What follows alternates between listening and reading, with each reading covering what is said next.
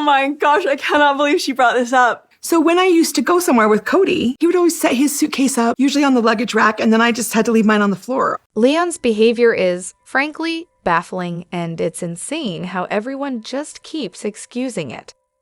Seriously, after they left for college, got involved with Audrey, and settled into their life, you'd think maybe a bit of maturity would follow. Nope, still as terrible as ever. At that point, the whole teenager being filmed excuse is just not cutting it anymore. I've always thought they were a little bratty, but on my latest rewatch, I'm honestly stunned by their attitude toward Meri and the whole Bindi situation. Meri gets the place she's dreamed of, she's thrilled. The whole family is coming to visit, and Leon's response? She's happy this is her dream, but it's definitely not mine. Oh well, good for her, I guess. How nice of you to acknowledge her joy. But why be so rude? You couldn't just be happy for your mom, especially after all she's done for you. The same mom who took you to a gay bar despite growing up in a strict anti-gay religious community. She'd never even been to a bar before. And yet somehow, this comes off worse than Leon attending a march that resonated with them. Then turning around and saying the polygamy march wasn't something that pertained to them. Selfish and rude, there's just no other way to put it. To be fair, I get that Leon had a different upbringing. They were essentially an only child in a big family. No full siblings, which separated them from the others. Their mother, Meri, was hyper-focused on them. No surprise, considering she only had one child to pour attention into. The early episodes really showed how different Leon's life was compared to their siblings. Christine was up at the crack of dawn making toast for 5 kids because she was terrified of toasters. Logan was up early cooking breakfast for everyone. Meanwhile, Meri's in her quiet kitchen making breakfast for just the 2 of them. Leon got the royal treatment, and it clearly made them a petulant teen who would throw a fit if things didn't go their way. There's a lot of resentment from Leon toward Meri, and while it's not justified, it does make sense in context. Meri was always so focused on Leon, and let's be real, Meri lied a lot, but there's also something else to consider. How does Leon feel about Meri's treatment of the rest of the family? They clearly love their siblings, and they care about Christine and Janelle too. If I saw my mom mistreating my other moms and siblings day in and day out, I'd be disgusted. There'd be confusion, guilt, pain, and definitely divided loyalties. It's no wonder Leon's struggling with this complicated family dynamic. We've got so much to dive into today, so let's not waste any time. Let's jump straight into it. Hey everyone, what's up? It's Elena here, and welcome back to my channel Reality Nexus X. Meri's discomfort with Kody seeing her undressed? Yeah, I'm with her on this one. If Kody didn't want to be bothered with her body, then maybe he shouldn't have the privilege of seeing it at all. Seriously, the nerve of him wanting to walk in and ogle her like some entitled husband, despite the fact that he pretty much abandoned her and their marriage. I mean, after decades together, intimacy isn't just a light switch you turn back on. He told her flat out that he didn't want her, so expecting her to feel comfortable around him in those private moments? Yeah, that's a bit much. It's not just about the state of the marriage. Any woman deserves privacy, regardless of how good or bad the relationship is. Her body isn't some open access exhibit just because they were once married. Kody's arrogance is off the charts if he thinks he can stroll in and out of her life on his terms, while doing absolutely nothing to restore their connection. And honestly, I totally get why Meri felt the way she did. How could you not feel insecure when the guy you love is having all these intimate moments with his other wives while you're left in the cold? It's like the perfect storm of feeling vulnerable, self-conscious, and pretty damn bashful.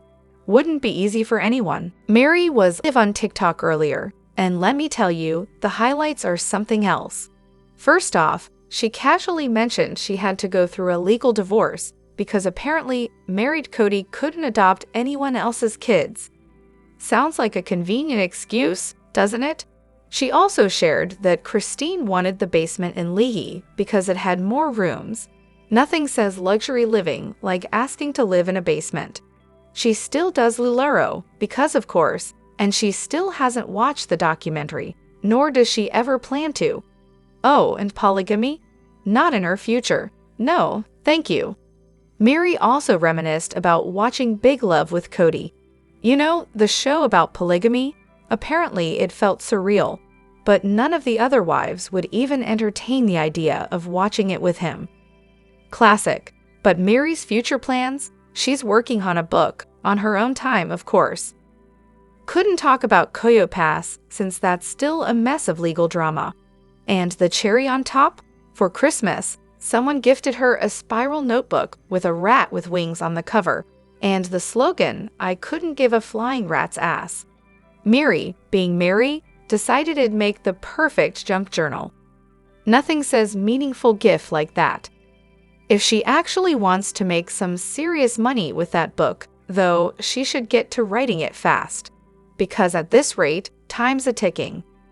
Now, about the legal divorce, I'll give Meri some credit. She did it in good faith for Robyn's kids, I believe. But there's definitely a sense that Robyn planted the whole "we need a legal divorce" thing from the start, as a way to sideline Meri and elevate herself. And honestly, the layout of Meri's space in Lehi has always been questionable. Out of the 3 spaces there, hers seemed the least desirable. Janelle's space, massive and probably the best one. I keep wondering if the polygamists who designed that place were a 2-wife family, because that layout would make a lot more sense. As for Christine and her basement drama, I think people are missing the point. Her complaint wasn't just about being physically in the basement, it was how it made her feel, like she was the basement wife.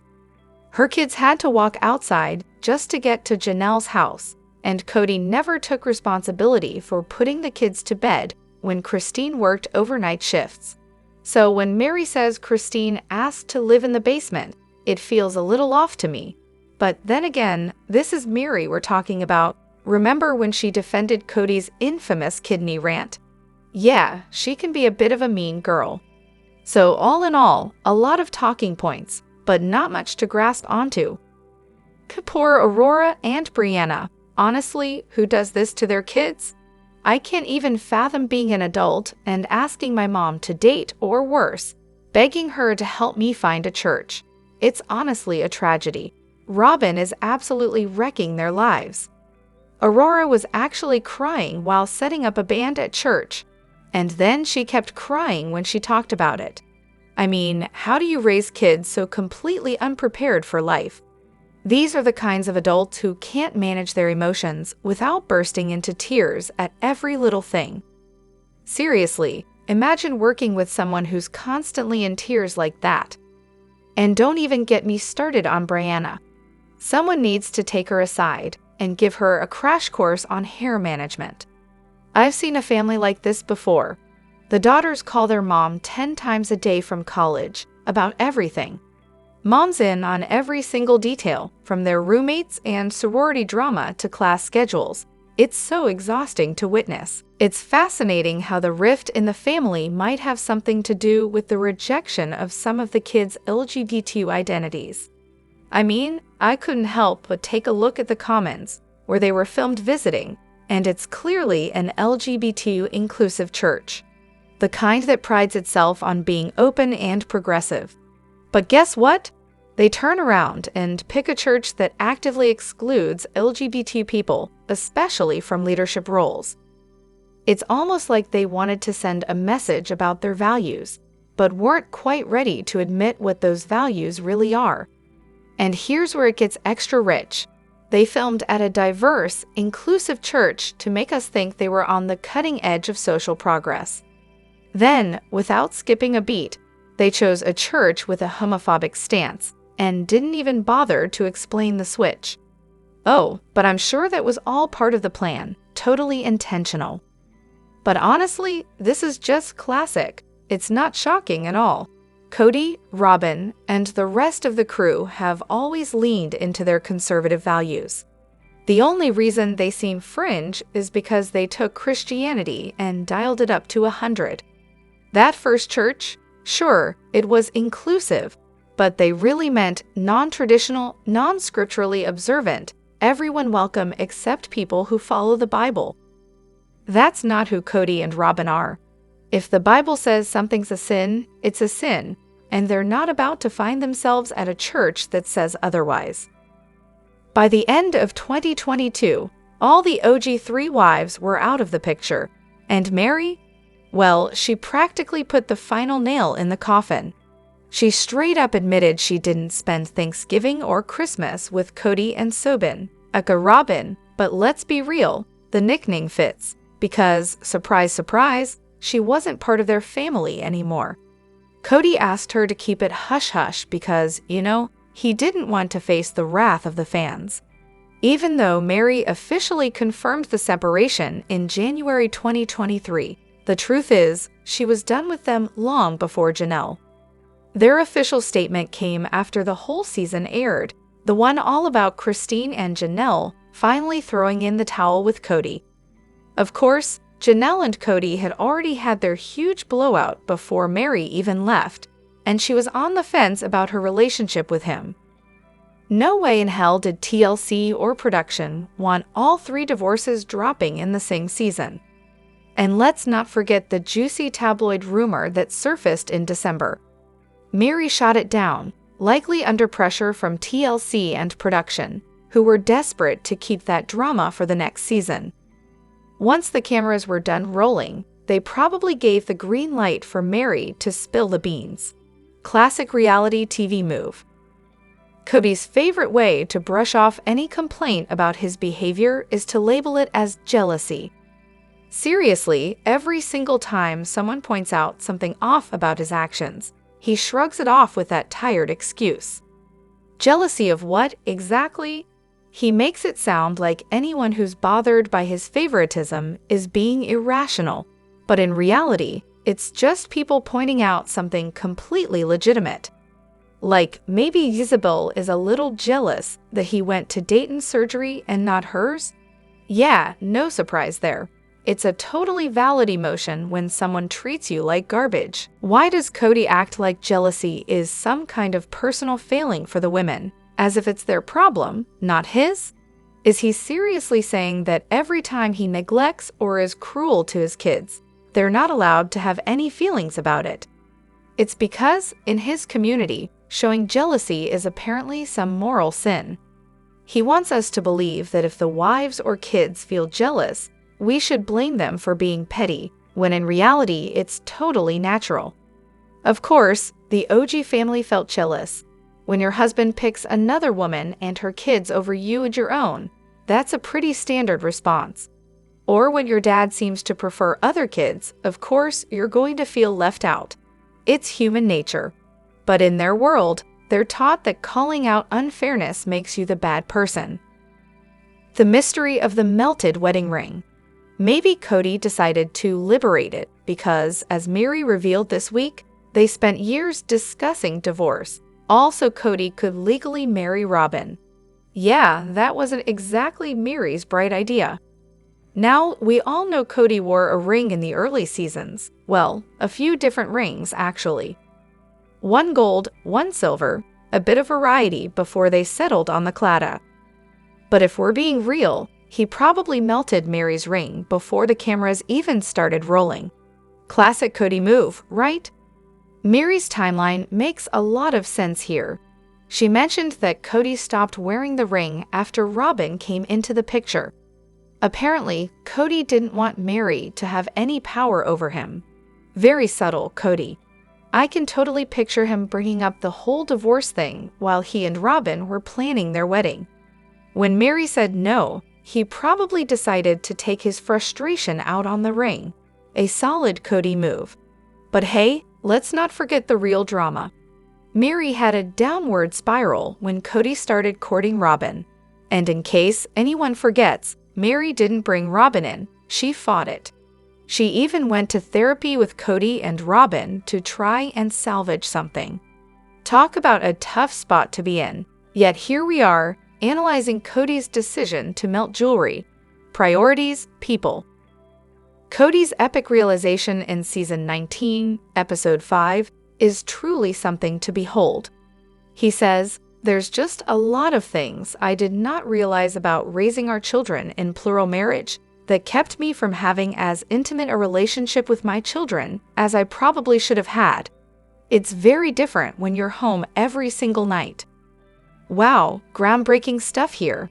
Apparently, after over a decade of parenting, Kody's just now figured out that seeing his kids every day might actually lead to a closer relationship with them. Gasp. But let's not forget, from the very first season, his kids have been begging for more time with him, missing him when he's gone, and asking their moms when he'll be back. It's painfully obvious that Kody's parenting game has always been weak. He's been a passive, hands-off dad for ages. But what's truly bizarre is the culture surrounding him. Was it just normal in his religious circle or community to have an absent father? Did the wives and in-laws grow up with fathers who did the same thing, and so they just accepted it?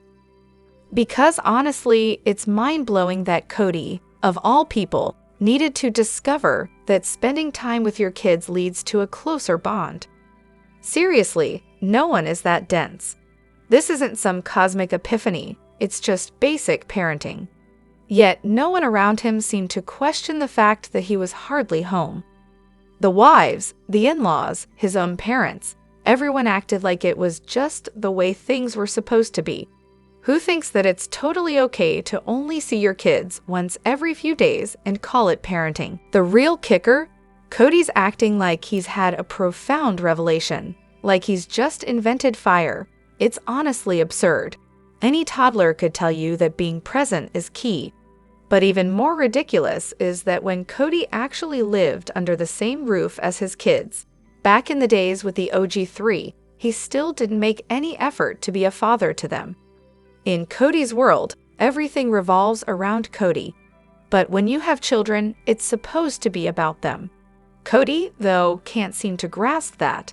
And honestly, I'm starting to think Robyn's kids are so starved for any kind of father figure that they've just given up on expecting anything different. At this point, they've probably resigned themselves to having a dad who makes everything about him, because that's how Kody rolls. There it is, the smoking gun. It all makes sense now. The way Robyn's been going on about wanting another sister wife and staying in the LDS church. Classic. In the investigative world, we're taught to pick up on all the little cues when interviewing people, like how their eyes shift or how they act when speaking. Robyn's little speech about her undying devotion to plural marriage and the LDS faith, it's clear as day she's laying the groundwork for Kody. Here's where it all started. Robyn has always been about pushing Kody's buttons. I'm not talking about anything overt, it's the subtler stuff. She knew exactly how to play on his insecurities with the other wives, which she no doubt picked up on before their spiritual marriage. And let's be real, she worked that for all it was worth, pretending to be the victim, all teary-eyed, so Kody would think he had no choice but to focus on her. Then, of course, Robyn took full advantage of the opening. She started planting ideas, big ideas. First, the notion of Meri divorcing and adopting her kids. Nothing says sister-wife material like breaking up an existing marriage and bringing in more kids, right? But here's the kicker. Robyn's little connection with Kody. It was a 2-for-1 deal. While she was playing the innocent misunderstood card, she was driving a wedge between him and the other wives. All the while, she was soaking up the financial support from the family, looking like the picture of sweet domesticity. You could almost hear the cash register dinging in the background. So what happened next? The other wives, fed up with Kody's nonsense, pack up and leave. And boom, Robyn's suddenly the matriarch of the family. Oh, and don't forget her little seed of wanting another sister wife. The best part? She gets to be the first wife running the show, and calling the shots on any other wives who might come into the picture. Her face said it all. This was the endgame from day one. She's convinced she's entitled to all of this because of her devout LDS beliefs.